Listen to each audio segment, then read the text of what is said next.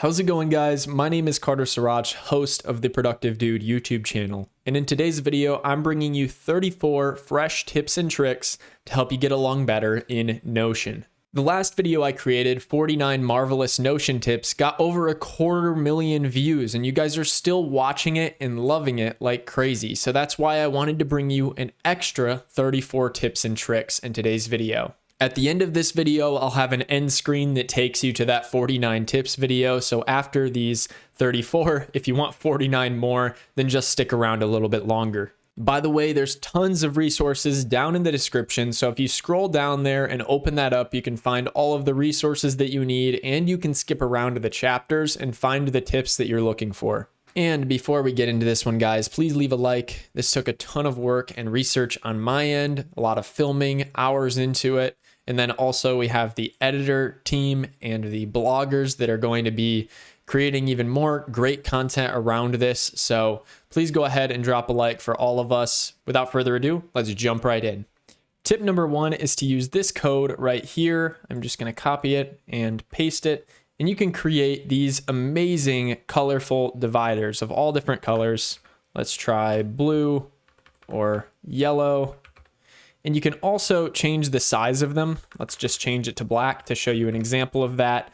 Let's change the length to 200 pixels. Let's change the width to 50. That would make a super thick divider. Or we could even go down to 3 pixels here, and we could make this side longer. Let's go 100. And we can create vertical dividers as well. I'm gonna hit done. And then let's just go ahead and delete this one. And then as you can see, we have this nice vertical divider, and I can even drag it between columns.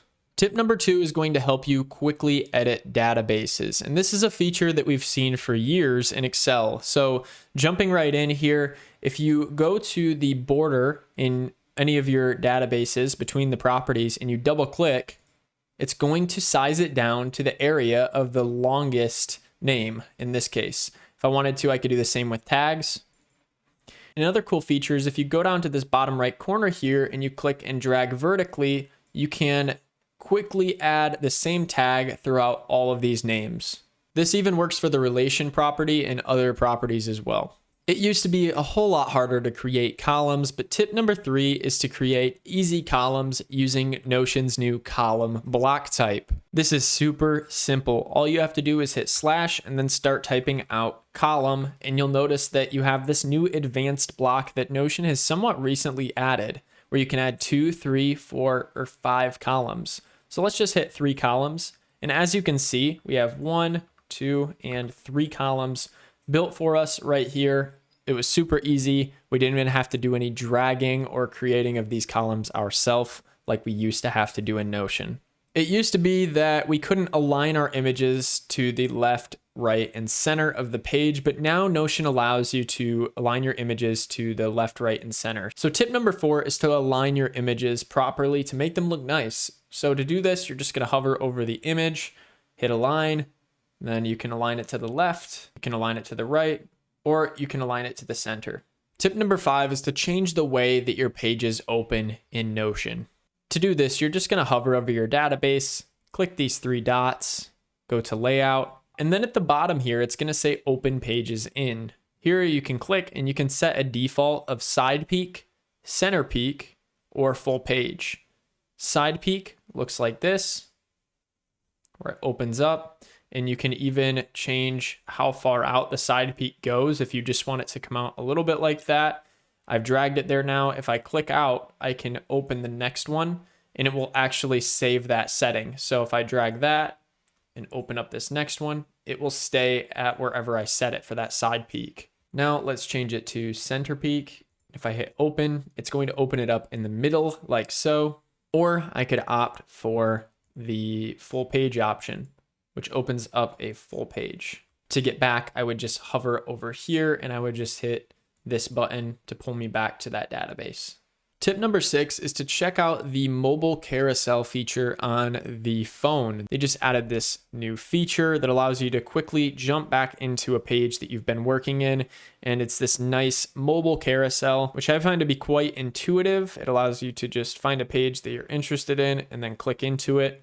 and you can continue working from here. Tip number 7 is to dive into the Notion Enhancer Chrome extension and see what it can do for your workspace. If you focus your attention on the upper right-hand corner here, this is what the Notion Enhancer Chrome extension looks like. I'll have a link to the download page in the description. Once you have it installed on Chrome, you're just going to click on that little button and it's going to open up the Notion Enhancer menu, which has tons of different features, such as simpler databases, custom font chooser, indentation lines, scroll to top button, and that's just to name a few. Then you can jump over to the themes section and you can make Notion look completely different from what it does right now. Let's throw on this Nord theme. And then I'm going to hit reload to apply changes. And as you can see, this Nord theme gives it a nice blue overlay here, and it just looks super unique to my own workspace. Tip number 8 is to try out Notion's custom icons that they've just recently added to spice up your pages. If you go to any page and click in the top left corner around where this icon is showing up here, you can now add a custom icon. It used to be you could just do emojis or upload a custom photo of your own, but now Notion has a whole library of icons that you can choose from. So if I wanted to click on this gavel, for instance, I could even change the color of this custom icon. There are so many to choose from, and I really like this feature. It's been a long time coming. So now that you have your pages decked out with custom icons, Notion has also recently added a feature where you can implement these custom icons in your tables and within your database views. So this is pretty cool. Let me show you how this works. Tip number 9 is to use icons for your database properties and database views. Let me show you how to do this. So here we have a test database. And if I wanted to, I could add an icon for this name column by clicking on the top of this name column and then clicking this little box here. From there, I can search for any icon that I want. Let's say name. I can add in that nice little name icon. And then for tags over here, we could add a tag icon. And you can also edit the icon that shows up here where it says table by going over to these 3 dots and then clicking on this button right here. And from there, we can add an icon for our table. Tip number 10 is to view your database as a gallery and toggle your card size. Let me show you what I'm talking about. This looks super nice. So right here, we have a database of all of our public templates that we make available. And what I'm going to do is I'm just going to click up on this button right here where it says edit view layout. And we're going to change the layout to gallery. And then what you can do is you can go down to card size and you can change to small, medium, or large. And I find that this is a really nice feature for displaying different things that you want to show off in a database, and then isolating each of your data points into a nice rectangle like so. For the next tip, we're staying in the gallery view. And this is something that Notion has recently done. Tip number 11 is to change your properties from the gallery view. So what I'm talking about here is you used to have to click into these databases to mess with your properties. But now you can change the property from your database view. So if I hover over the status here where it says free template, I could change that to premium template all from my gallery view without having to click into a page and then change it here. What you're looking at here is a calendar view of my month. But if you wanted to view this in a weekly view, tip number 12 is to use the timeline view to see just the week ahead. So you're going to click on these 3 dots up here, and then you're going to change your layout to a timeline. Now we're looking at the whole month within a timeline, but if I wanted to change this to a weekly view, I would just click on this button here. And as you can see, they have tons of different options, but I'm just going to select week. And that's going to show me just my week ahead. So Tuesday, Wednesday, Thursday, and Friday. What if you have a recurring task that you want to be reminded of, but you don't want to have to go in and manually create that task every time that you want to create it? Well, Notion has just introduced a recurring templates feature. So tip 13 is to create recurring templates in Notion to keep track of tasks that have to happen on a repeat basis. To do this, you're going to want to have a checkbox a task column where I can enter my task like water the plants. And you're also going to want to add a property called created time. Once you have these three properties, you can go up to the new button in the corner here and you can hit new template. From there, you're just going to name the task. So water the plants. Then we're going to close out of this window and go over to our template here where it says edit this template. You're going to click those three dots and then you're going to change how often you want this to repeat. You can do every day, every week, every month, or every year. So I'm just going to go to every day for the sake of example, and I'm just going to change the created at to 11:48 a.m. and I'm going to hit save. And now you'll see up here it says every day, and I'm going to put my hands up here so you can see that I'm not touching anything. And at 11:48, this task is going to appear up here. All right, anytime now, boom, there it is. Tip 14 is to use the @ symbol in your page title to mention a person, a page, or a date in Notion. And this is actually very useful for these templates here. So if I edit my template that I just created where I watered the plants, I can hit the @ button and then I can type in today. And one of the nice features that it allows for is it allows you to have the date here populate for the date when this was duplicated. So you can see right after water the plants, it will tell you that day. As I said, this also works with people. So if I wanted to remind myself that this is happening, I could tag myself so that when this appears, I can get notified, or I could also link to another page. Tip number 15 is to use the calendar view to view your recurring tasks. So you will have to have this created time property created once you do this, and you're going to want to click on these three dots here, go to layout and then calendar, and make sure that your calendar is set to created time. And then it's going to show all of your automatically populated recurring tasks within a calendar. If you want to, you can also go to properties, completion, and you'll get the completion checkbox as well. If you check these off, they won't disappear right away, but if you want them to disappear as you check them off, you can add a filter here for completion, and you're going to want to set it to is unchecked. So now, as I check these off, they're going to disappear. I'm loving this new recurring templates feature because it makes Notion into a more capable task manager. Tip 16 is to create a quick capture database by using some simple filtering. So we're going to be taking advantage of a property that we've already talked a little bit about called created time. In my workspace here, I have these little databases here, and they don't look like databases because they don't really have any information in them. But when I click new, it's going to add a new task. So let's just quickly add new task here, walk the dog, and I'm going to change the priority level to main focus.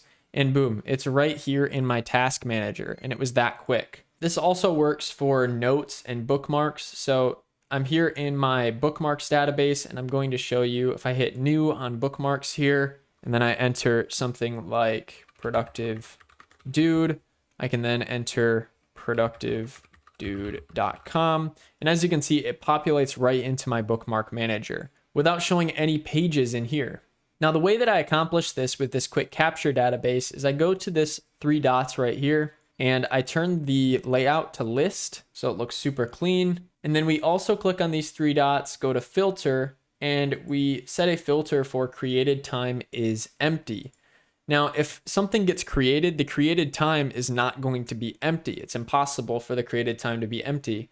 So anytime I hit this new button, something will get added to the notes database here, but it's not showing up on my quick capture module. So I can take a quick note. And as you can see, there's a hidden property in here called created time, and it's not empty. So that's why it's not showing up here, but it's just giving us this nice little new button and keeping things clean in our workspace. Tip number 17 is to use progress bars that are natively built into Notion now. So if you take a look at this projects database that I have here, I have this done column. And this is actually a roll-up column that's pulling from another table. But since it's rolling up numbers, if I click into it and I hit edit property, it's now going to allow me to show as a number, a bar, or a ring. So let's change it to bar. And then you can change what you want to divide by. So let's say we want to divide by 5 or 3, and then we can change the color. And as you can see, it's going to show our progress right here. You can also turn off show number if you don't want to see the number and you just want to see the bar.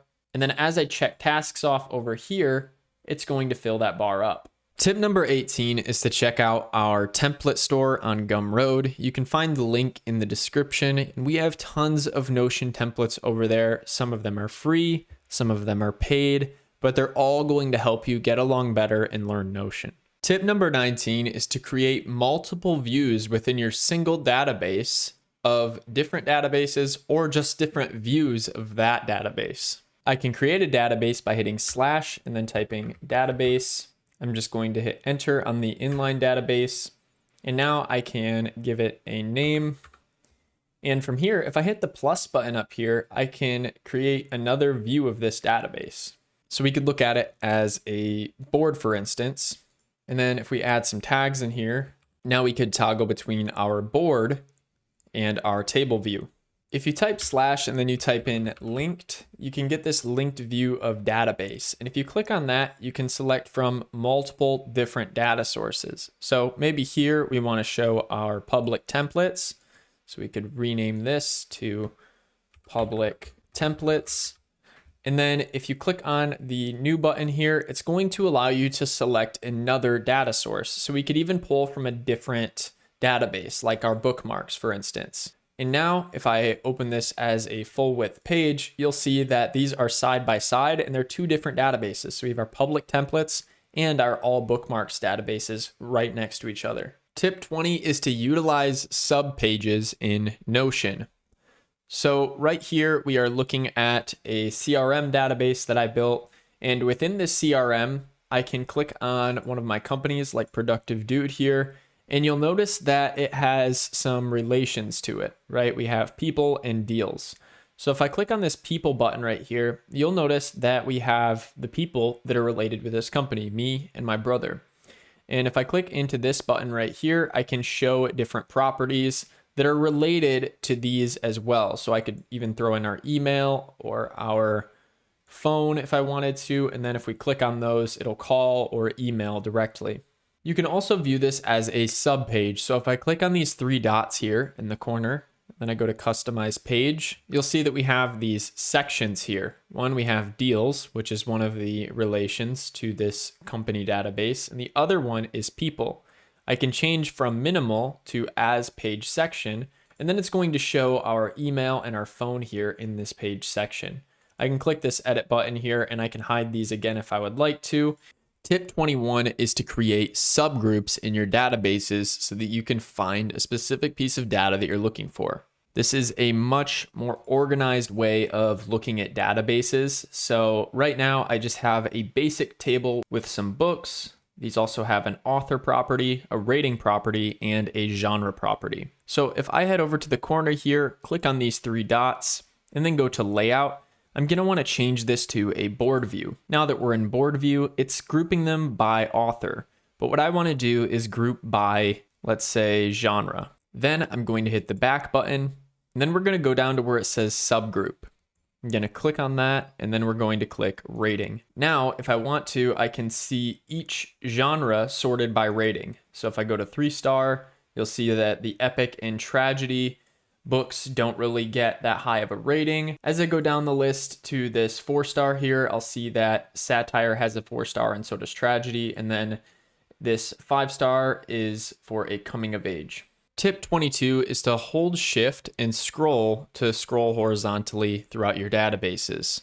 So if you're not in the full width view, sometimes you can't see your entire database, but if you hold shift and you scroll, as you can see, it scrolls horizontally. If I let go of the shift button, it's just going to go up and down, but if I can hold that shift button while I scroll, it's going to go from side to side. Tip 23 is to create one-way relations if you don't want to see the info in your other database. So in this case, let's say I wanted to be able to see my notes in my books database, but I don't want to see the books in the notes database. So I'm just going to hit this plus button here. I'm going to type in relation and it'll pop up right here.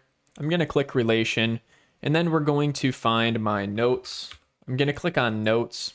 And by default, this will now relate books to notes, but it's not going to relate notes back to books. If I wanted to relate this two-way, I could click this button right here to toggle. And as you can see in the visual here, now it's a two-way relation. But if we want to keep it one way, we're just going to turn that off and hit add relation. Now I can see my notes here and I can select a note. Like let's say we go with outbound strategies, as if Don Quixote has anything to do with outbound strategies. But now it's going to show up in this database, but it's not going to show up on my outbound strategies note. This could be useful if you didn't want to cloud your notes with a bunch of different books and YouTube videos that you're sending over to them. This could also go the other way though, and you could just do a one-way from your note to your books so that you can just see the books from your note. I hope that makes sense. Tip 24 is to hide your database titles. By default, every database starts out with a title like this, but if I want to hide it, I can just click these three dots right here and I can click hide database title. That's a lot cleaner. And if I want to bring it back, I can click these three dots right here, go to layout, and then I can hit show database title.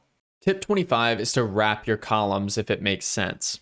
In this case, let's imagine that we have a summary that has tons of text within it. If I wanted to be able to see this, I could right click this summary property and then I can hit wrap column.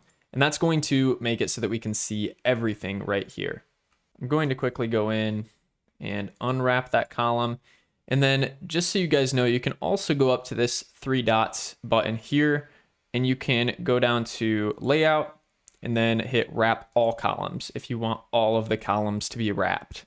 It doesn't look any different in this particular example, but if you had multiple text columns that had lots of text like this, then you would definitely want to either specify that you want to wrap a specific column, or if you wanted to see all of them, then you would have to go in and go to layout and then toggle wrap all columns. If you no longer want a database to be editable, you can lock it, or you can lock every database within a page. Tip 26 is to use lock database. If I wanted to individually lock this books database, I could click on these three dots here and then hit lock database. That's going to make it so that this books database is locked, and I can still go ahead and change the genre, but I can't do anything else with these properties. Now let's go ahead and link another database right here. As you can see, this people database is still editable. I can still do things here like hide different views and whatnot. But if I wanted to make this locked so that I can't remove anything or I can't edit anything, I could either lock it here, just like I did with this database right here, or I could unlock these views. Let's just unlock these really quick. And I could go up to these three dots in the corner and then hit lock page. And that's going to make it so that all of these databases are locked and I can't do anything with it at all. Tip 27 is to hide the vertical lines within your database. As you can see, while I'm looking at this table here, there are these thin gray vertical lines that separate the different pieces of data here and separate out our properties. But if I didn't want these lines to be here and I wanted a bit of a cleaner look, I could click on these three dots right here. I could go to layout, and then I could tick the switch that says show vertical lines and turn that off. Now, as you can see, those vertical lines are no longer there. Now, let's say I wanted to share a page, but only for a specific amount of time. Tip number 28 is to create a public link that auto expires within a certain set of time. To do this, I'm just going to hit the share button. Then I'm going to select share to web. Now I'm going to select this option where it says link expires, and I'm going to change it to in an hour. Then I can copy this link and it's going to expire after an hour. So I can send this out to people and I can share it with people, but after that 1 hour, this is no longer going to be accessible. Now moving on to tip number 29, and this one we're back on the phone, specifically the iPhone. On iOS, you can now interact with text within your pages on your phone. So I'm just going to quickly add a photo. I'm going to hit take photo or video, and I'm going to take a picture of some text. We'll just use my keyboard as an example. And I'm going to hit use photo. And now I can click on this photo, and once it's in full screen, I can hold over any text within the photo and I can copy it. I can close out of that, and then if I want to, I can quickly and easily paste that text. Tip 30 is to view your Notion pages as a slideshow.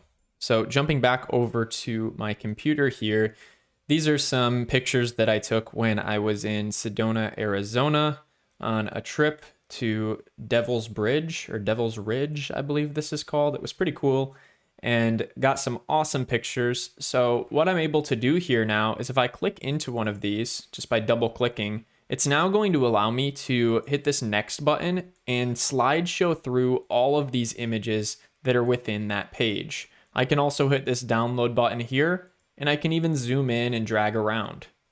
Tip 31 is to get Notion certified. This is something that I have tried to do, and to be honest with you guys, I actually failed my first attempt at becoming Notion certified. So this is something that I am personally not that good at, taking tests, and I know quite a bit about Notion, but I wasn't able to get that badge of approval because I missed the cutoff by 2 questions.